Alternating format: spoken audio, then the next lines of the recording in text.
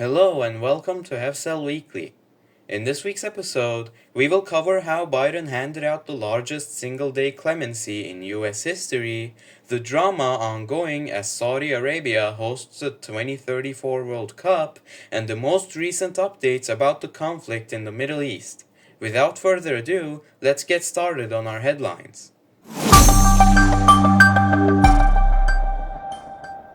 President Joe Biden has commuted the sentences of approximately 1,500 people released to home confinement during the COVID-19 pandemic, which is the largest single-day clemency act in modern U.S. history. He also issued pardons to 39 convicted of nonviolent crimes, including drug offenses. The commutations apply to those who have served at least 1 year in home confinement, a measure initially implemented to reduce the spread of COVID-19 in overcrowded prisons. Biden stated that his decisions reflect a commitment to giving individuals a second chance, especially the ones that demonstrated rehabilitation and remorse. This decision comes amid increasing pressure from advocacy groups urging Biden to extend clemency to others, including those on federal death row. While his attorney general paused federal executions, Biden has not acted to abolish the death penalty, a campaign promise that remains unfulfilled. As his term nears its end, Biden is also considering whether to issue preemptive pardons for individuals involved in investigations related to politically charged matters. This move raises questions about the potential precedent it could set. These actions mark a significant use of presidential clemency powers, typically exercised during the closing days of an administration.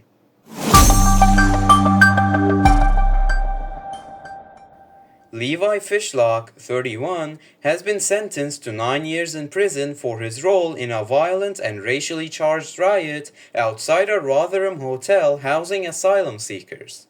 Fishlock, described by the court as a prominent figure in the chaos, pleaded guilty to violent disorder and arson with intent to endanger life after contributing to a day of terror that left 64 police officers, 3 horses, and a dog injured.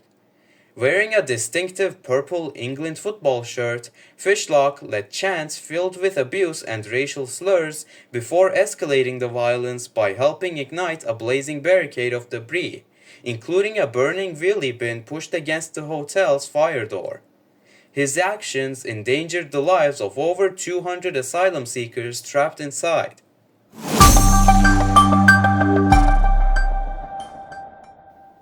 Fishlock's behavior extended beyond arson, as he smashed windows with bricks, destroyed property, and hurled missiles at police officers, aiming for unprotected areas. Hotel staff, fearing for their lives, were forced to barricade themselves in a panic room as the mob unleashed chaos. Judge Jeremy Richardson called the riot one of the worst cases he had seen, describing Fishlock's actions as a stain on Rotherham's reputation. Despite the severity of his crimes, Fishlock reportedly showed no remorse, telling arresting officers he believed his actions were for a good cause. His sentence includes an additional 5-year extended license period, making it clear that his actions represented a significant and calculated threat to public safety and were racially motivated.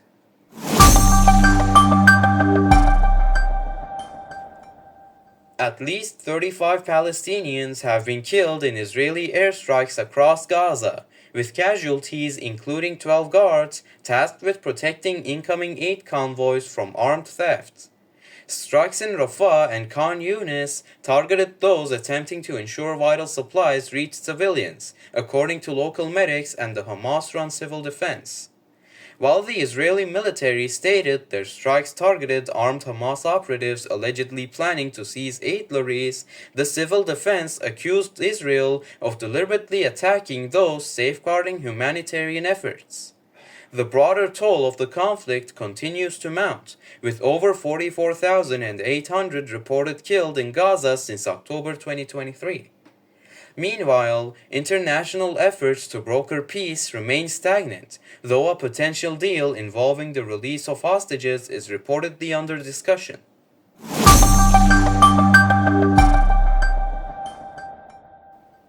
Meanwhile, in the West Bank, a 12-year-old Israeli boy was killed after a gunman fired at a bus traveling from Beitar Illit to Jerusalem.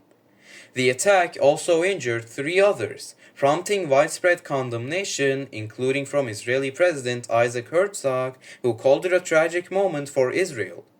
The assailant, identified as Ezzedine Mallah, later surrendered to authorities.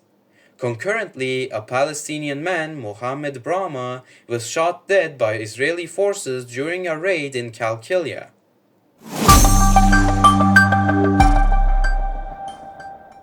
After the recent decision made by FIFA executives, the 2034 World Cup was announced to be hosted by Saudi Arabia, a choice that caused quite an outburst in the global football community.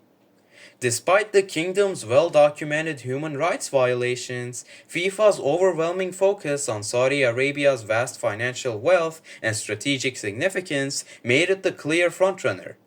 Supposed to be fair, the bidding process turned into a display of political and financial power, with the decision raising serious concerns about FIFA's commitment to its values.